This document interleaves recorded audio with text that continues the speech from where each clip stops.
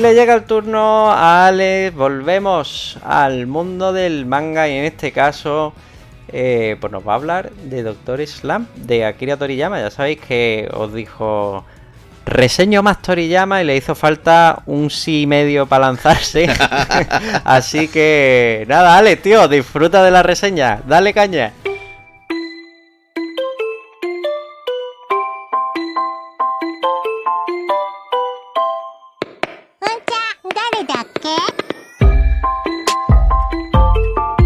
Efectivamente, solamente necesitábamos una persona que dijese, oye, pues a mí me interesa que... Y ya tenía ya 4 reseñas hechas más. Lo que pasa es que vamos a ir poquito a poquito y vamos a empezar, yo creo que por una de las grandes, y yo creo que una de las obras que más cariño le tengo de toda mi biblioteca. Ya con eso digo todo. Que no es ni más ni menos que Doctor Slump.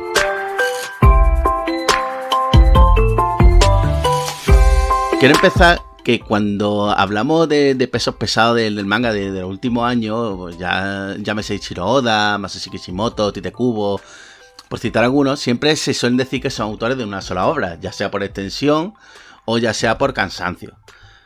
Cualquier trabajo anterior o posterior normalmente queda ensombrecido por la popularidad de la obra grande. Por otro lado, hay autores que parece que están tocados por una varita mágica. Así lo encontramos con autores como Osamu Tezuka, Rumiko Takahashi o Akira Toriyama, que es el autor que nos ocupa hoy, que obra que comienza, obra que obtiene una popularidad enorme. Y en el caso de Akira Toriyama es aún más significativo porque 2 obras largas que ha hecho, 2 obras largas que lo han petado. Doctor Slump fue la primera obra larga de este mangaka. Y básicamente tratar una serie de palos de ciego. Empezó con Wonder Island, la Isla Highlight, etcétera, etcétera. Pero no fue hasta que su editor, Kazuhiko Torishima, le sugirió el hacer un manga con un protagonista femenino que, con su historia corta Tomato, consiguió un cierto éxito, una cierta relevancia. Entonces probó con otro manga, con una chica de protagonista y, o mejor dicho, con un robot con forma de chica, que sería Arale, y esta vez sí acertó de pleno.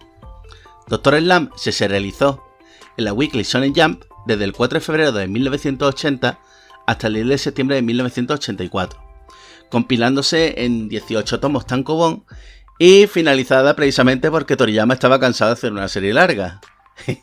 ¿Quién le iba a decir que justo comenzó Dragon Ball ese año que este hombre estaría cansado de hacer obras largas? La gente dijo sujétame el cubata.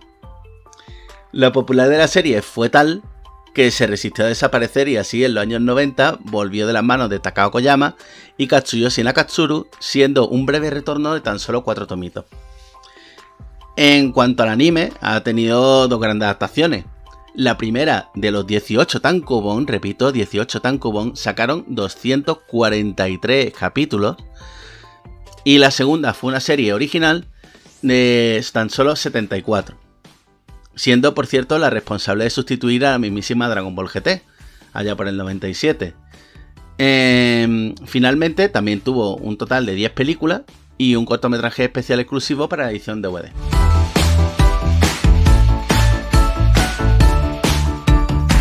La trama, yo creo que la trama la conocemos casi todos, pero bueno, os lo comento, gira en torno a Senbei Norimaki, es un genio que al principio del manga crea su obra definitiva, un robot con forma humana, es decir, Arale.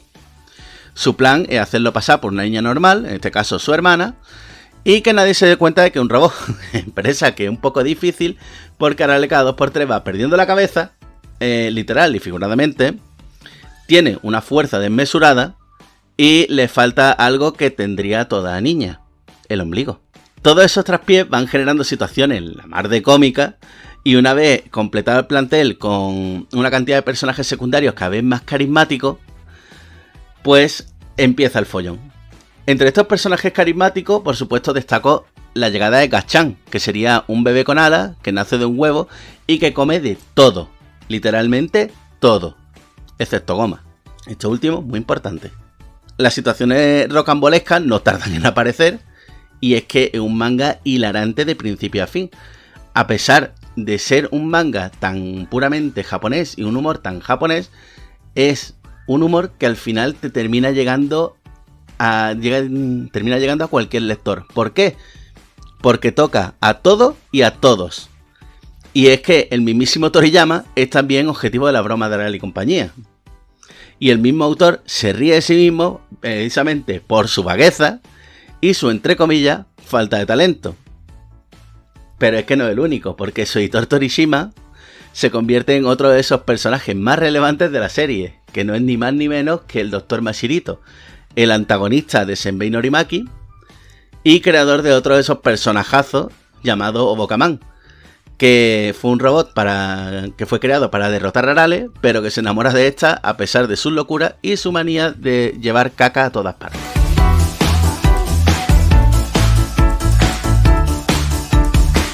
Las historias del manga son muy variadas y así tenemos desde la típica historia en la que un invento sale mal o el día a día de Arale en el instituto, que termina siendo un caos, como siempre, hasta parodias de películas o historias de ciencia ficción y fantasía heroica.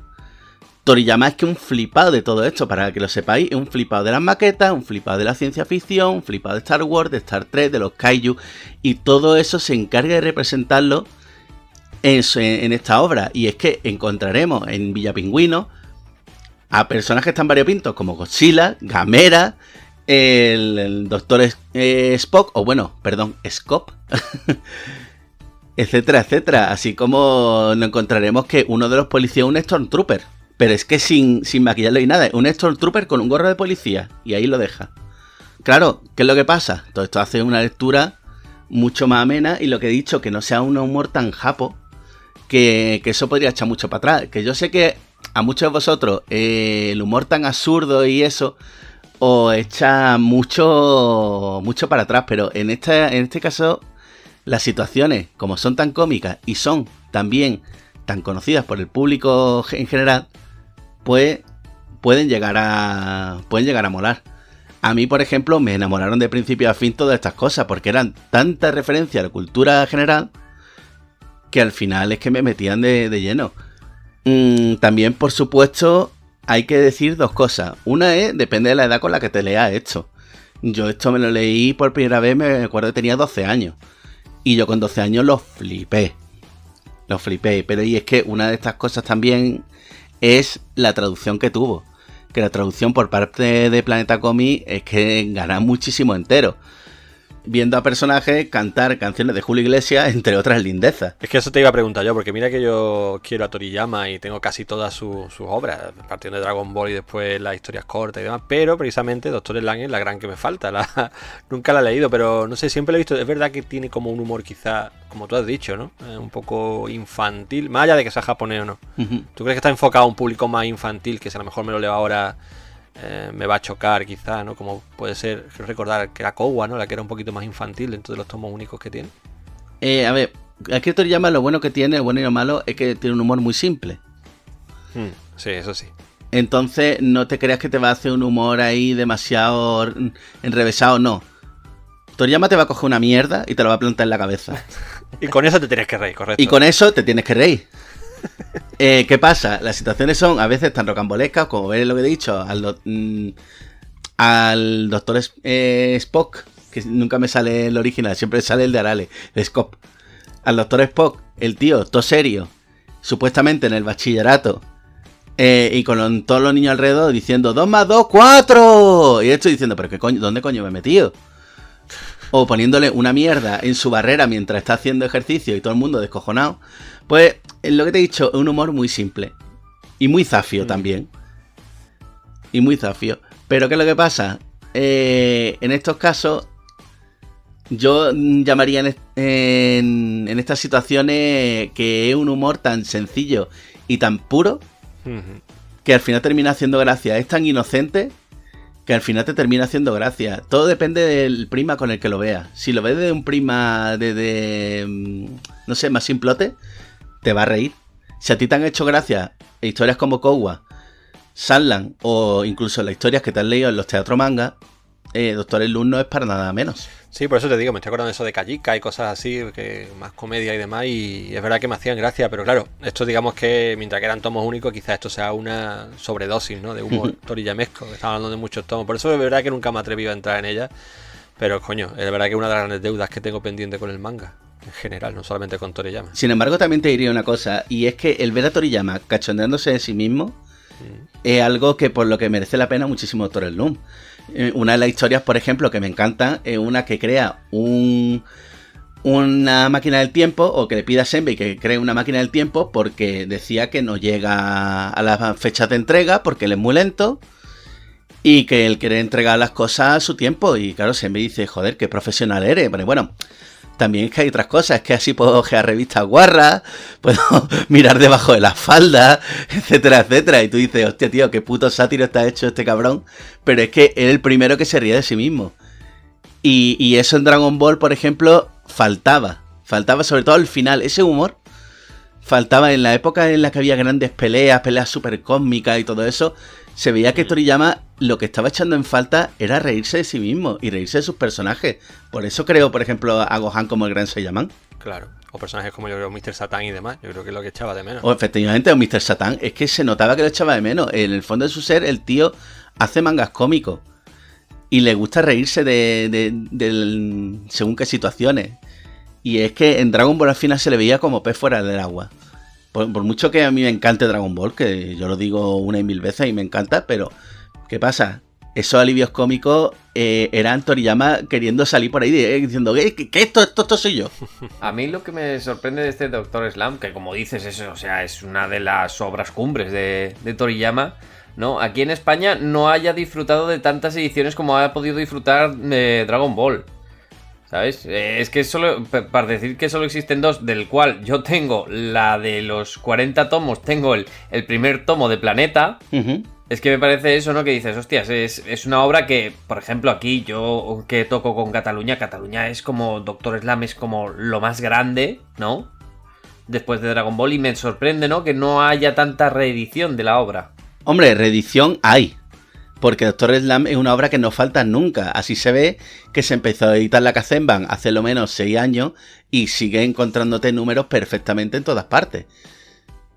Y de hecho, antes de eso, de la extinta Biblioteca Manga, que fue el anterior formato en el que se editó, también ha estado durante muchísimos años disponible por todas partes y se reeditaba una y otra vez. Lo que pasa es que es lo que tú dices. A mí también me ha extrañado, por ejemplo, cómo es que en ningún momento se plantearon hacer una edición tan cobón. Apostaron por la Biblioteca Manga, que fue un formato que, bueno, tendrá sus detractores y tendrá sus defensores, pero que a mí me hubiese encantado, por ejemplo, un tankobon. Porque yo para mí eso lo hubiese visto incluso más definitivo que la Kazemban. Que ya lo he dicho muchas veces que la Kazemban está muy bien, que tiene su página a color, que tiene un tamaño más grande, pero que adolece del gran problema de que todos los extras que tiene, que son las historias de Toriyama contando su día a día con sus editores y su asistente, se han perdido. Y esas historias no deberían perderse porque es que son el gran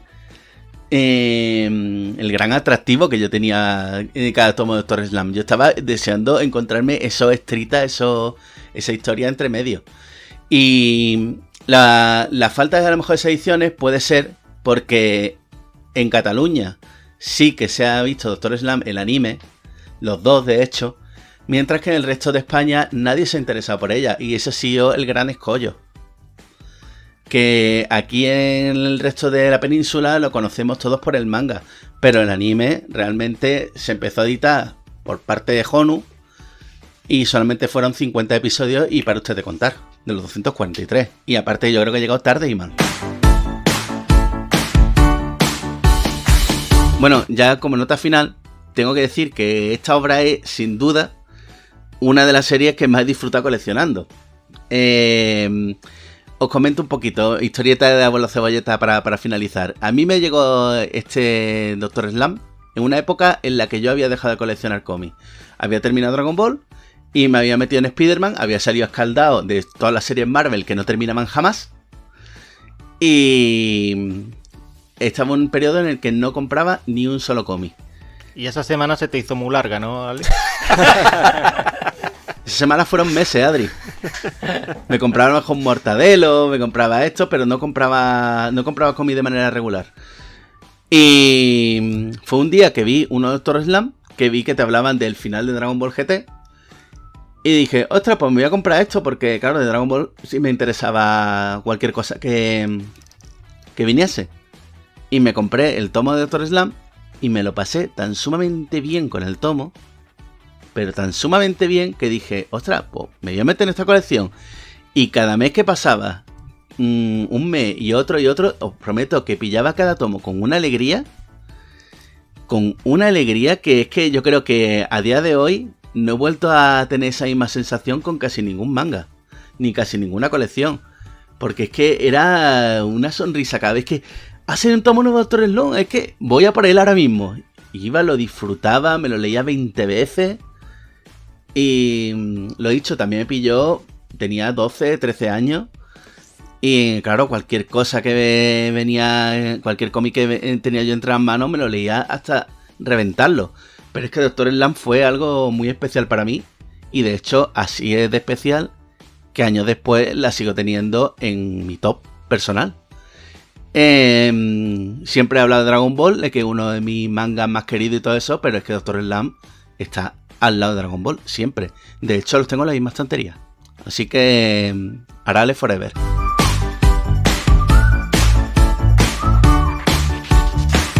Muy bien, pues se ha picado el gusanillo por esta colección de Toriyama. Sabéis que la tenéis completa en esa edición que mencionaba Ale, 15 volúmenes que nos trae Planeta.